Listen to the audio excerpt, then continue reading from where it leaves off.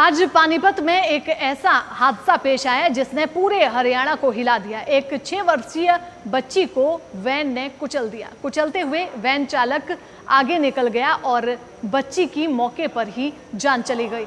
इस हादसे के बाद हर कोई हैरान है। चालक की लापरवाही के चलते 6 साल की मासूम अपना जीवन गंवा बैठी। 6 साल की मासूम अपने पिता की गोद में अपनी आखिरी सांसें लेती दिखाई दी।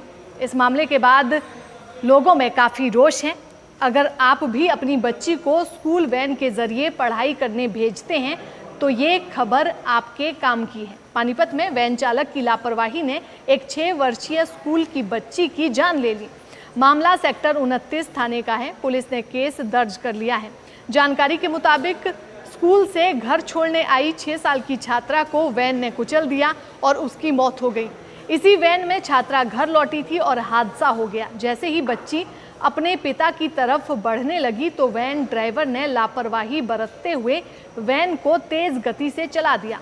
इससे पहले छात्रा को टक्कर लगी और फिर वो नीचे गिर गई। बाद में चालक की तरफ से अगला और पिछला पहिया बच्ची के ऊपर से निकाला गया। ये घटना सीसीटीवी में भी कैद हो गई। इस दौरान 6 साल की बच्ची ने पिता की गोद में ही दम तोड़ दिया। बच्ची की पहचान रुचि के रूप में हुई है और वो जेएमडी स्कूल फलौरा चौक में एलकेजी में पढ़ती थी। उधर पुलिस ने पिता की शिकायत के आधार पर आरोपी के खिलाफ मामला दर्ज कर लिया है। बच्ची के पिता अभिनंदन ने बताया कि उनकी 3 बेटियां हैं और सबसे बड़ी बेटी का नाम मासूम है, जबकि मंझली बेटी रुचि थी जो कि एलकेजी की छात्रा है। तीसरी बेटी का नाम जिया है जो कि 1 साल की है। पिता ने बताया कि वे राशन की दुकान चलाते हैं। उनकी बेटी रुचि का 13 जनवरी 2019 को जन्म हुआ था।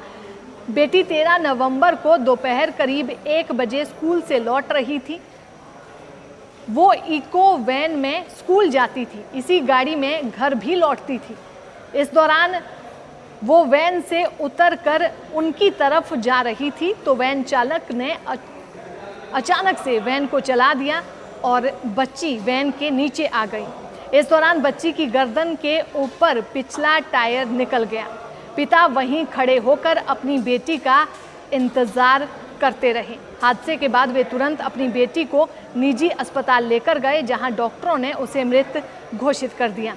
डीएसपी हेडक्वार्टर सतीश वत्स का कहना है कि बच्ची के पिता की शिकायत के आधार पर पुलिस ने आरोपी के खिलाफ बीएनएस की धारा 106 और 281 के तहत सेक्टर 29 थाना में मामला दर्ज कर लिया है।